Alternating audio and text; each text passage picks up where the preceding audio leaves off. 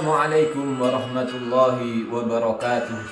Saudaraku, para pecinta Al-Quran yang dirahmati Allah Subhanahu wa Ta'ala, tips selanjutnya agar kita mampu berinteraksi bersama dengan Al-Quran dengan baik adalah memperbanyak kebaikan.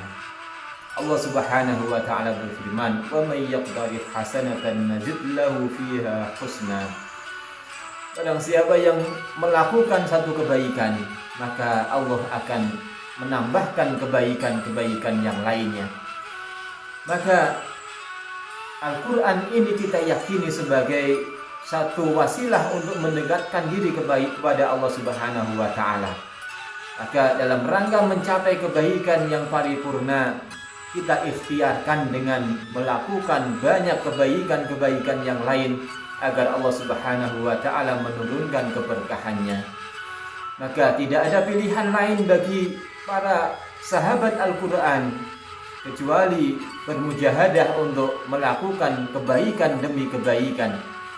Bagi yang berproses menghafalkan Al-Quran atau berusaha mendekat kepada Al-Quran, maka mari kita komitmen dengan kebaikan-kebaikan yang telah diperintahkan oleh Allah Subhanahu wa Ta'ala. Dimulai dari melakukan kewajiban sholat 5 waktu misalkan.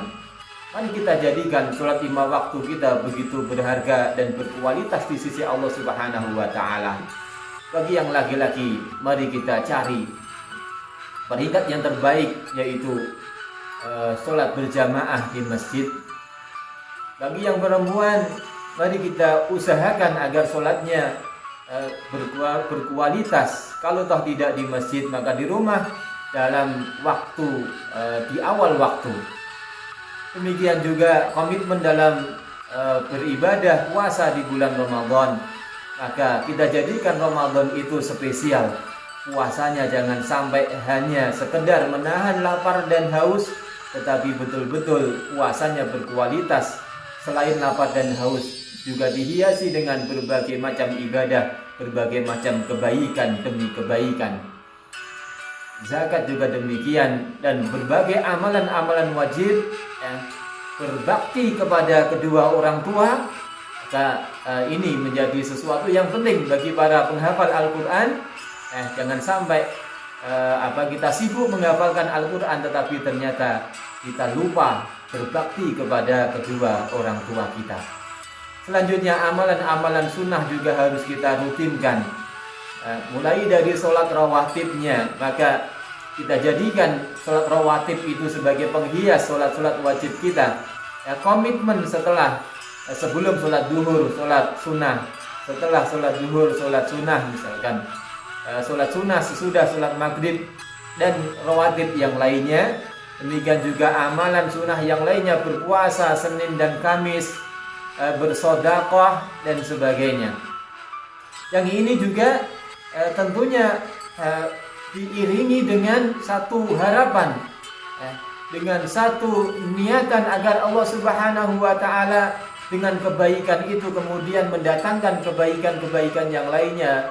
Wabil khusus adalah kebaikan berupa kenikmatan bersama dengan Al-Quran.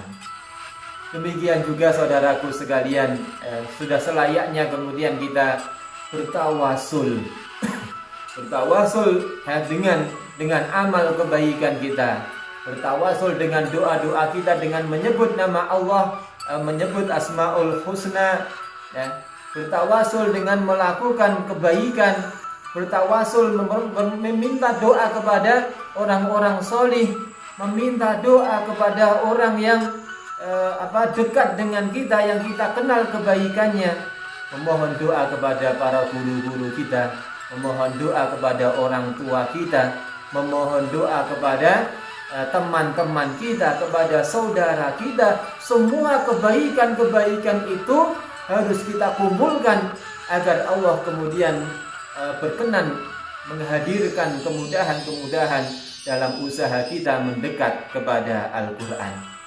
Harus kita yakini saudaraku sekalian, kebersamaan dengan Al-Quran ini adalah hidayah. Yang namanya hafal Al-Quran itu bukan karena kepandaian seseorang, bukan karena waktunya yang luang, bukan karena kehebatannya, bukan karena darahnya, nasabnya, bukan. tetapi sesungguhnya bersama dengan Al-Quran itu karunia Allah Subhanahu wa Ta'ala yang Allah juga mampu untuk mengambilnya setiap waktu, setiap saat. Wala in syi'na lanadhabanna billadhi awhayna ilaika thumma la tajidu laka bihi 'alaina wakila. Illa rahmatan min rabbik inna fadlahu kana 'alaika kabira.